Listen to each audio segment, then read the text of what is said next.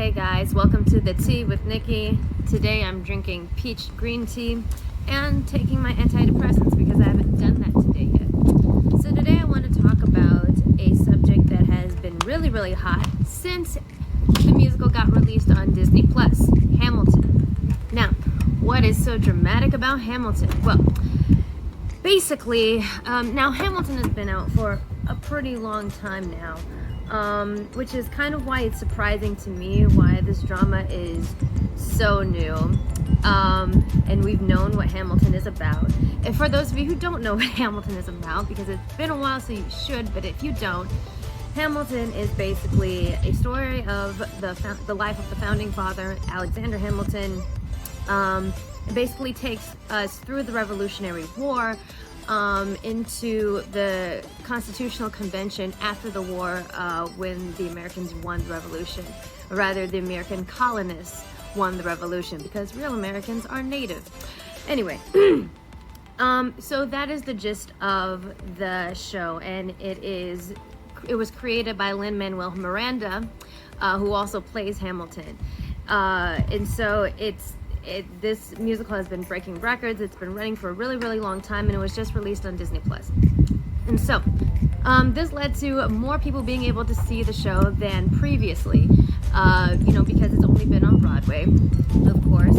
And so this has led to conversations about canceling Lin-Manuel Miranda and canceling Hamilton. In the sense of, what we've created as cancel culture.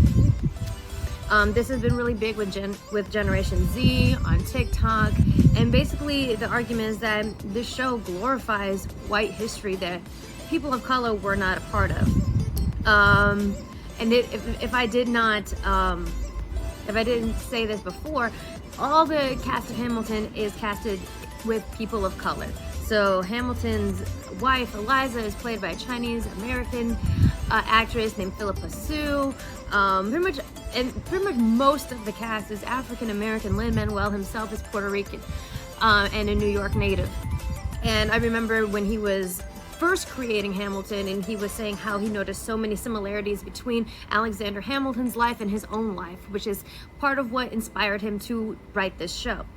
And so the argument is that the show glorifies, white history and the founding fathers, many of whom were slaveholders, many of whom were slave owners, not necessarily great people like we've been taught all of our lives to glorify them.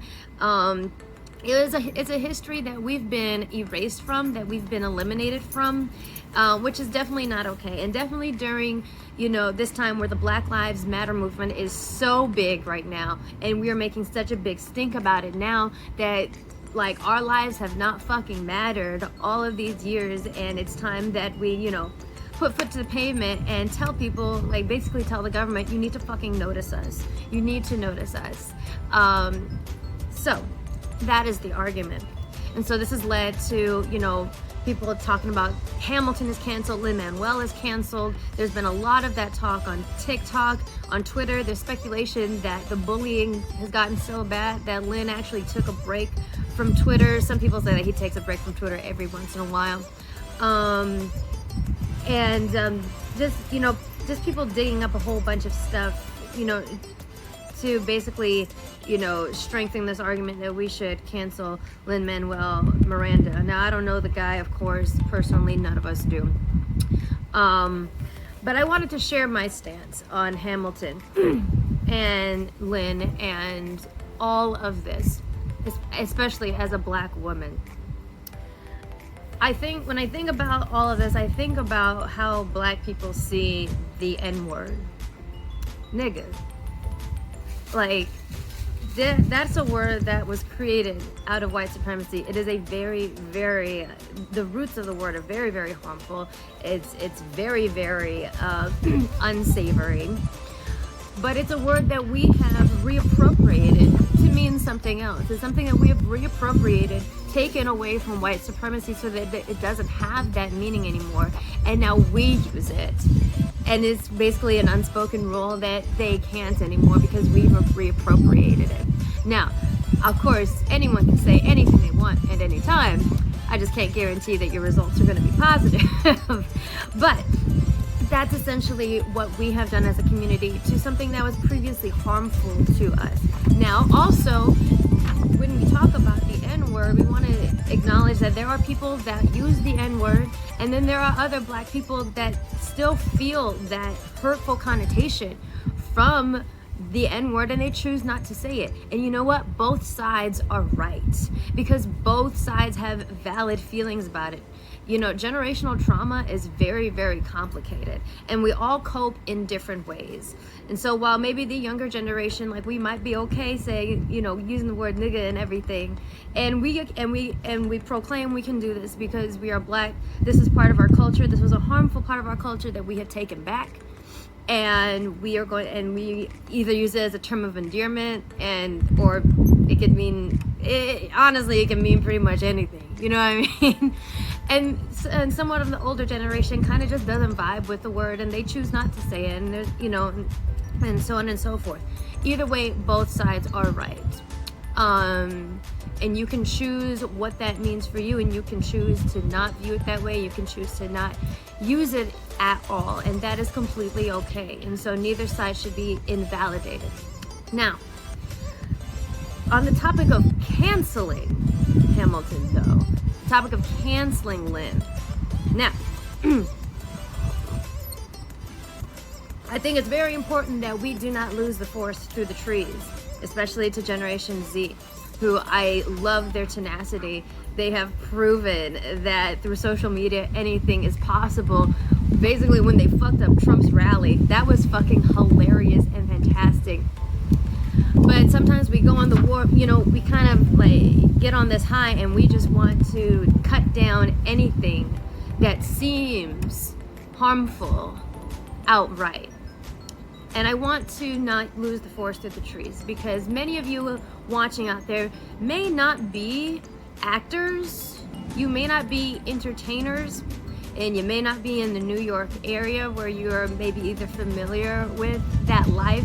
But as an actor of color, there are barely any spaces for us in places like Broadway. Broadway is a very, very white space.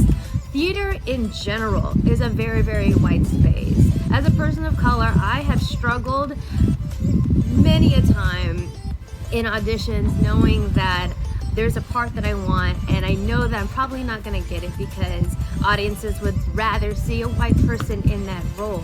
You can see it all across Broadway. It's a problem. And when we get cast, we will either get cast as the magical Negro, we'll get cast as a side character that's there for comic relief, but we are but we are very rarely seen as contenders for very serious parts or for lead roles. Barely ever. And no one was really making those spaces for us until Lin-Manuel Miranda came along.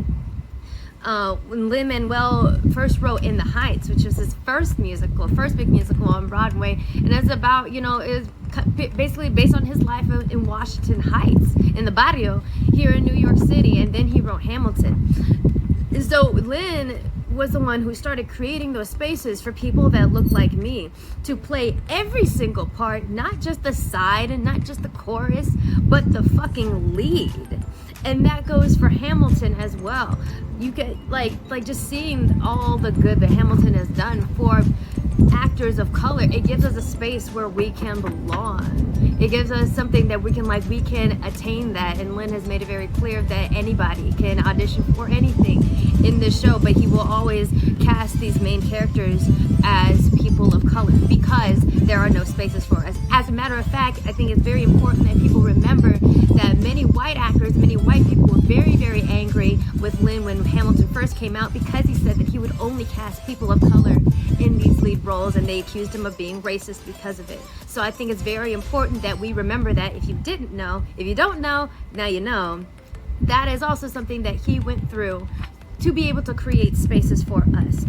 Now, as far as the story is concerned in the context, in the historical context, as a history buff and a political scientist myself, who is very, very familiar with American politics and with, you know, American history, I think that it is the biggest fuck you to white supremacy to take a story that is so whitewashed because it basically only has to do with white people, and any people of color that were involved in the Revolutionary War, of which there were several, their names have been erased from history, and all we hear is George Washington, Thomas Jefferson, Alexander Hamilton, James Madison, John Adams, King George. That's all we fucking hear when we grow up, right?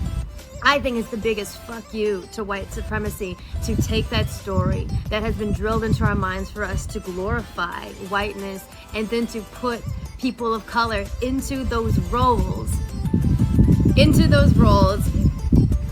and basically insert ourselves into a narrative that we have been erased from.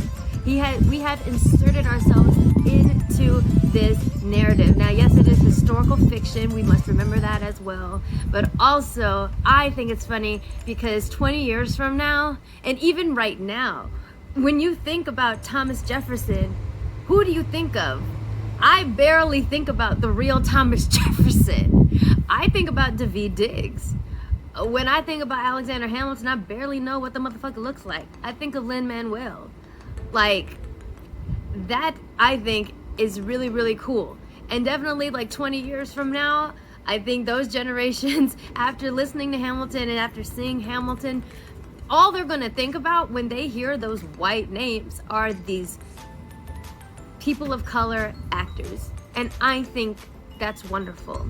And so as far as for me and my house, I stand with Lin-Manuel Miranda. Even he has admitted that he did everything he could to make this as fair a production as possible, and that he can see some of the problematic aspects of it, and that it is a very complicated history. But I think the entire show itself is an irony of itself, and I think that people miss that. I think people miss the overarching irony. It goes beyond just the plot. It goes to the casting. It goes to the art style of using hip hop.